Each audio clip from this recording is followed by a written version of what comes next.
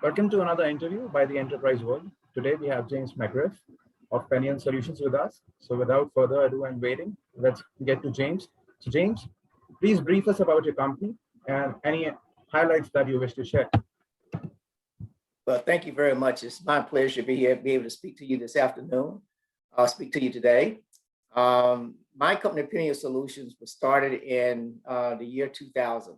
And we start out as a software development company focusing on records management. And so we've been able to grow that as our flagship product during the past 21 years, and which we've also added an array of other services around cloud, in which Amazon has played a huge important piece during our development in that space. So AWS has played a huge space in helping us get to where we are with cloud computing. I'd like to add that really the company was started, it's a woman-owned company, and a lot of my experience came from the military. I am a 21-year military veteran, and I specialized when I was in the military in hospital administration, which involved a lot of back-end technology to support the healthcare providers.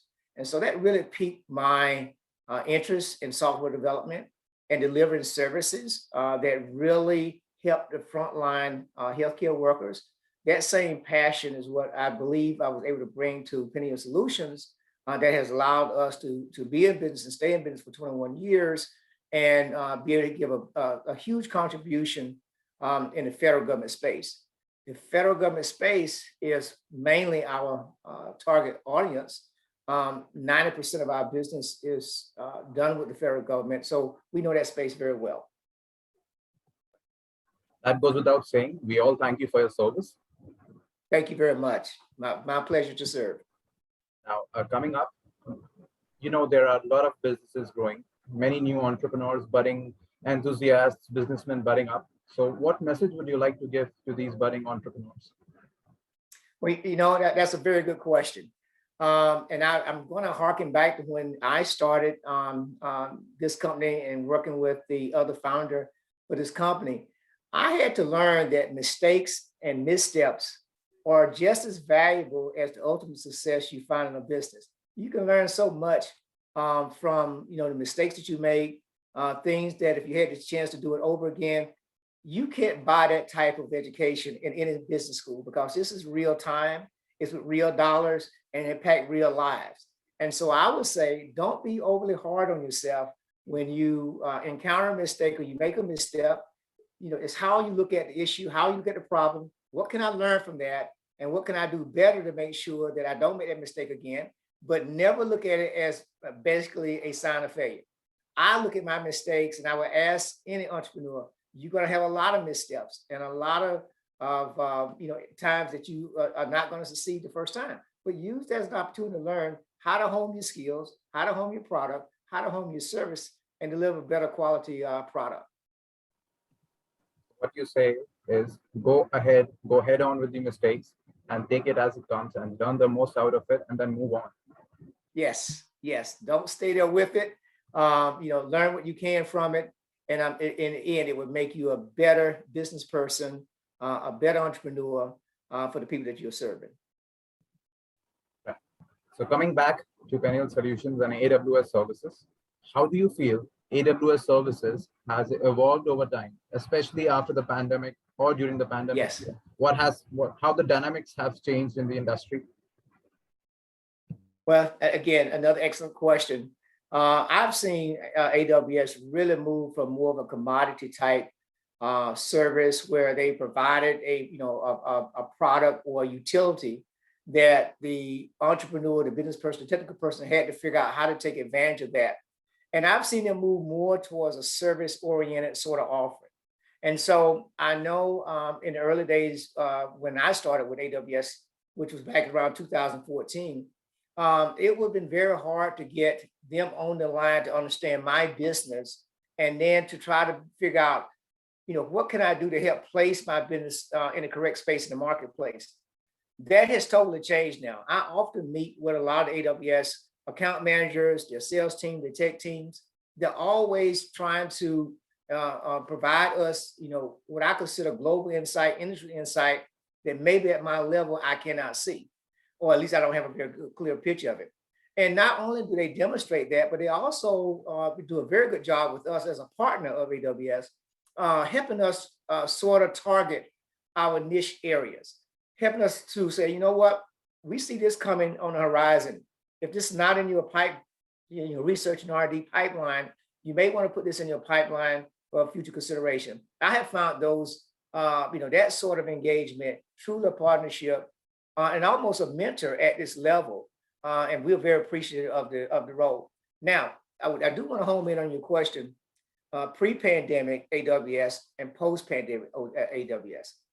I think our company had already began pre-pandemic to try to get our company to be really ran from automated standpoint. I used to say to the team that I want to run our entire business on this device. And some people said, well, we don't know if that's possible. We started that direction. The pandemic accelerated that move for us, but we found that our reliability on AWS, it just quadrupled during the pandemic. At that point, we were out of contact face-to-face with customers, having a robust background to do all sorts of video contact, presentations, being able to communicate with them and pass along presentations electronically. All of this was invaluable for us. Right. So as you said, the pandemic has kind of pushed the growth and the growth figures for your company as well as for AWS Solutions as a whole. So with all these integrations coming by, AI, ML, etc. So what do you feel is the future of AWS services?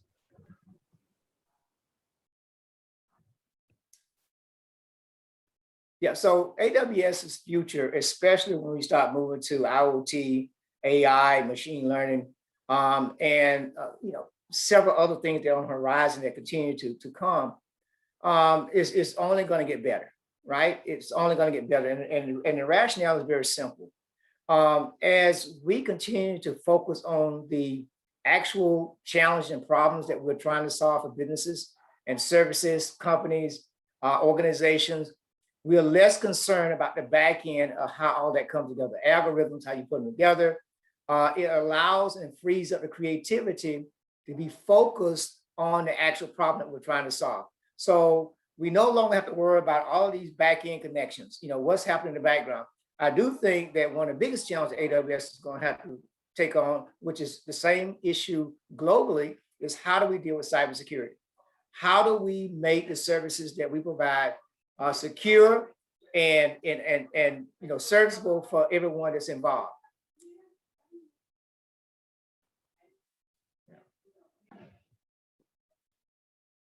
That sounds very interesting, and we all wish to see what in future lies for AWS services and for Peniel Solutions. So now our next question to you would be, according to you, what makes a business or a company successful? What are the factors that these budding and enthusiast businessmen, entrepreneurs need to focus on to make their enterprise successful? Well, you know what? My answer is going to be surprisingly simple, but I consider very profound, because it was a lesson that I learned during my military service, and I apply it to business today. And it's very simple. It's this concept: a business is only successful as the leadership is when they are not there. Let me explain that. Right? When you build a cohesive team, when you build a team that can unleash creativity, that's not a culture of holding back. If you really want to know how well that company is doing, take the leader out of that company. Can that company continue to unleash that same level of creativity, that same level of productivity? And if you cannot, then leadership is, in my opinion, needs to improve. It has to improve, because when you build a company, you're building success of products and services, you're building it for someone to take your place. And I heard this concept many times. Sometimes we overlook this. We really are grooming our replacement. And how well you do that is going to be a direct factor in how successful that business tends to be. So case in point in our company, one of the things we try to do is we have a very flat organization. And we say knowledge really is what trumps positions. So it doesn't matter who has to answer in that company. If that person has to answer to a challenge that we are trying to solve either internally or for a client, they will take the lead as far as finding the resources, coalescing everyone around that solution, and then bringing it to bear on that problem. And it doesn't matter where this person sits in the organization. It could be the owner of the company, or it could be the lowest level technical person, admin person in the company. If they have the most knowledge about a particular issue or challenge that we are trying to do, then they will take the lead on that. So again, knowledge sort of trumps positions and titles. If I had my way with it, there would not be a title nowhere on the face of the earth, but I can't do that because that's how we identify people in organizations.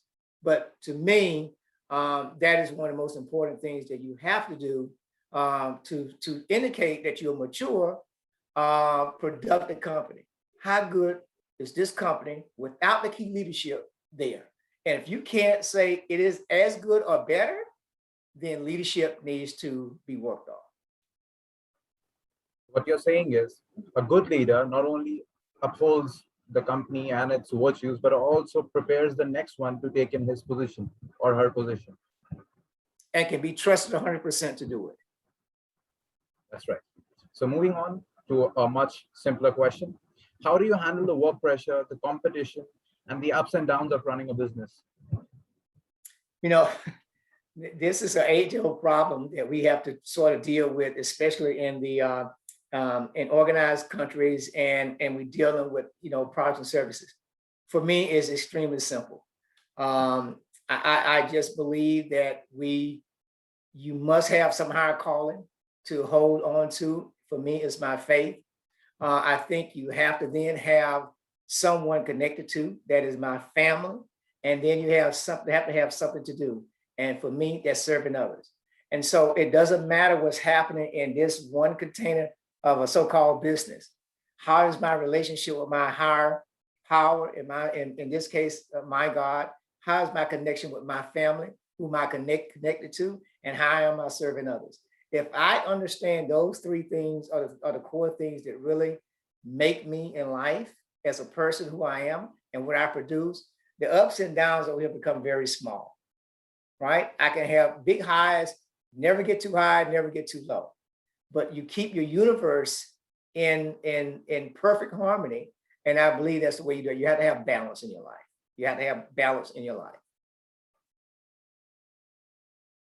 So that was wonderful. So what you're saying, you need to have a balance between your personal and professional life. Yes. So I think this is a wrap. So thank you so much, James, for being on an interview with us.